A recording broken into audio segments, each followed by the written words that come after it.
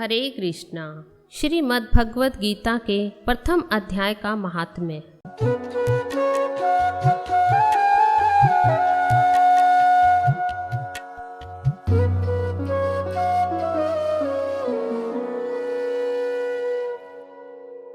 दोस्तों, माता पार्वती और महादेव जी के बीच वार्तालाप चल रही थी। श्री पार्वती जी ने कहा, भगवान, आप सब तत्वों के ज्ञाता हैं। आपकी कृपा से मुझे श्री विष्णु संबंधी नाना प्रकार के धर्म सुनने को मिले जो समस्त लोक का उद्धार करने वाले हैं, और अब मैं गीता का महात्म्य सुनना चाहती हूँ, जिसका श्रवण करने से श्री हरि की भक्ति बढ़ती है। श्री महादेव जी बोले, हम उन भगवान महाविष्णु की उपासना करते हैं जिनका श्री विग्रह अलसी के फूल की भांति श्याम वर्ण का है, पक्षीराज गरुड़ जिनके वाहन है, और जो शेषनाग की शैया पर शयन करते हैं। एक समय की बात है, मूढ़ दैत्य के नाशक भगवान विष्णु शेषनाग के रमणीय आसन पर सुख पूर्वक विराजमान थे। उस समय समस्त लोगों को आनंद देने वाली भगवती लक्ष्मी ने आदर पूर्वक एक प्रश्न किया। श्री लक्ष्मी जी ने पूछा, भगवान, आप तो संपूर्ण सृष्टि चला रहे हैं और साथ ही साथ इस क्षीर सागर में नींद ले रहे हैं। ऐसा कैसे संभव है? आप दोनों काम एक साथ कैसे कर रहे हैं? श्री भगवान बोले, मैं नींद नहीं लेता हूँ, अपितु तत्व का अनुसरण करने वाली अंतर्दृष्टि के द्वारा अपने ही माहेश्वर स्वरूप का साक्षात्कार कर रहा हूँ। यह वही तेज है जिसका योगी पुरुष कुशाग्र बुद्धि के द्वारा अपने अंतःकरण में दर्शन करते हैं, और इस जगत का जीवन उसी के अधीन है और मैं उसी का अनुभव करता हूँ। देवेश्वरी, यही कारण है कि मैं तुम्हें नींद लेता सा प्रतीत हो रहा हूँ। श्री लक्ष्मी ने कहा, हे अंतर्यामी, आपके अतिरिक्त और कोई ध्यान करने योग्य तत्व है? यह जानकर मुझे बड़ा आश्चर्य हो रहा है। इस चराचर जगत की सृष्टि और संहार करने वाले आप स्वयं ही तो हैं। यदि आपका स्वरूप स्वयं परम आनंद में और मन वाणी की पहुँच के बाहर है, तो गीता कैसे उसका बोध कराती है? मेरे इस संदेह का निवारण कीजिए। इस पर श्री भगवान कहते हैं, लोग मेरी शक्तियों को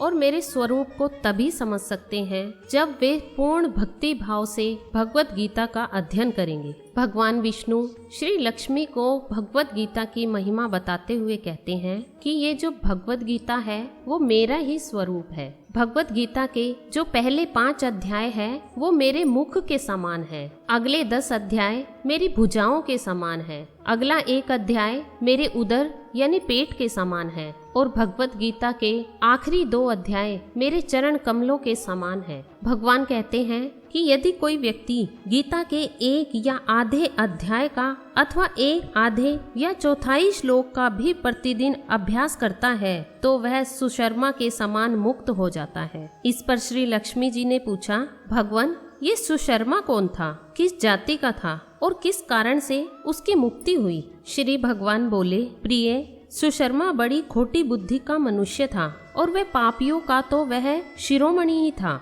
जिसका जन्म वैदिक ज्ञान से शून्य और क्रूरतापूर्ण कर्म करने वाले ब्राह्मणों के कुल में हुआ था। वह न तो ध्यान करता था, न जप, न होम करता था और न अतिथियों का सत्कार ही करता था। वह हल जोतता और पत्ते बेचकर जीविका चलाता था।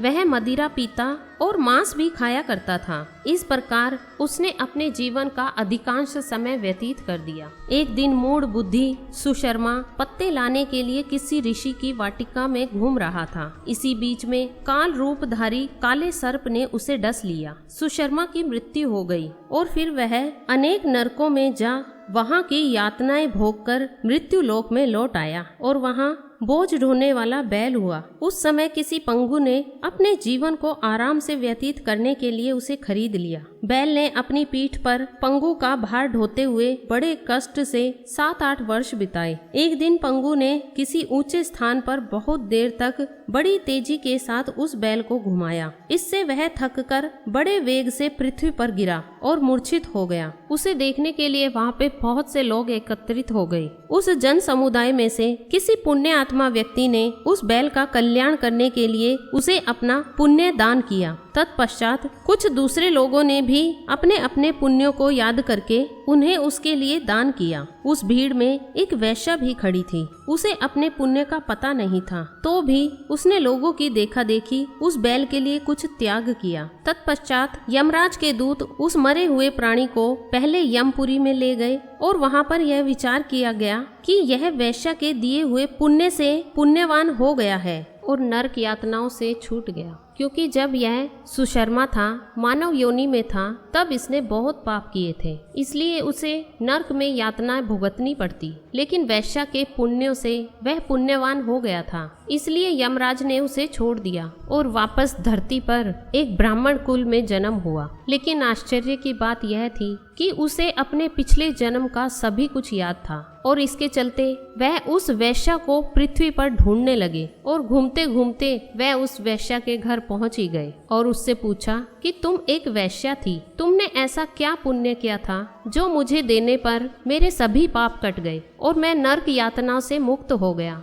और एक सुंदर ब्राह्मण के घर में जन्म मिला। वह भी सोचने लगी कि पता नहीं मैंने क्या पुण्य किया था। फिर अचानक उसे याद आता है कि हाँ, एक पुण्य हो सकता है कि मेरे घर में एक तोता है, वह लगातार कुछ मंत्र बोलता रहता है और मैं सुनती रहती हूँ। शायद उन मंत्रों के सुनने से मेरे अंदर पुण्य जागृत हुआ, उसका प्रभाव बहुत शक्तिशाली है। इसके बाद वह ब्राह्मण जिसका उच्च कुल में जन्म हुआ था और वैश्या दोनों मिलकर तोते के पास गए और वहां जाकर उससे पूछा कि तू यह किन मंत्रों का उच्चारण करता रहता है। तोते ने बताया कि यह गीता का प्रथम अध्याय है और यह मैंने कहाँ से सीखा, कैसे सीखा, इसके पीछे भी एक इतिहास है। मैं पिछले जन्म में एक ब्राह्मण था, मुझे ज्ञान बहुत था, लेकिन इतना ज्ञान होने के बावजूद भी मेरे अंदर एक कमी थी। मैं दूसरों से द्वेष करता था, किसी को अपने से आगे बढ़ता हुआ नहीं देख सकता था। अहंकारवश बहुत लोगों का अपमान किया,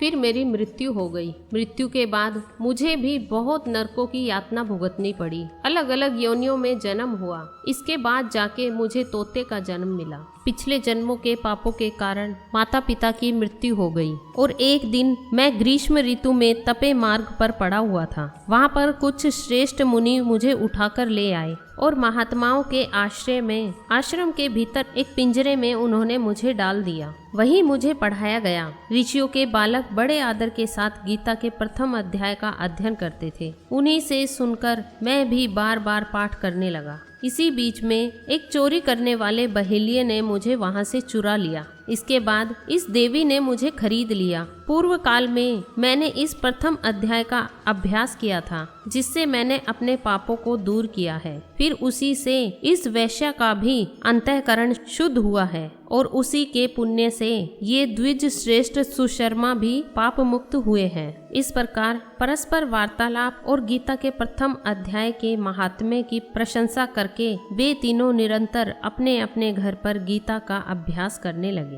फिर ज्ञान प्राप्त करके वे मुक्त हो गए। इसलिए जो गीता के प्रथम अध्याय को पढ़ता, सुनता तथा अभ्यास करता है, उसे इस भव सागर को पार करने में कोई कठिनाई नहीं होती। ये कथा सुनकर जो पार्वती जी शिवजी से सुन रही थी कि कैसे लक्ष्मी जी को भगवान विष्णु ने सुनाया, पार्वती जी को बहुत प्रसन्नता हुई और ऐसे ही यह कथा आगे चलती गई और शिवजी ने गीता के दूसरे अध्याय के महात्म्य को सुनाया, जो हम अपनी अगली वीडियो में सुनेंगे। वीडियो को लाइक करें, चैनल को सब्सक्राइब करें। हरे कृष्णा।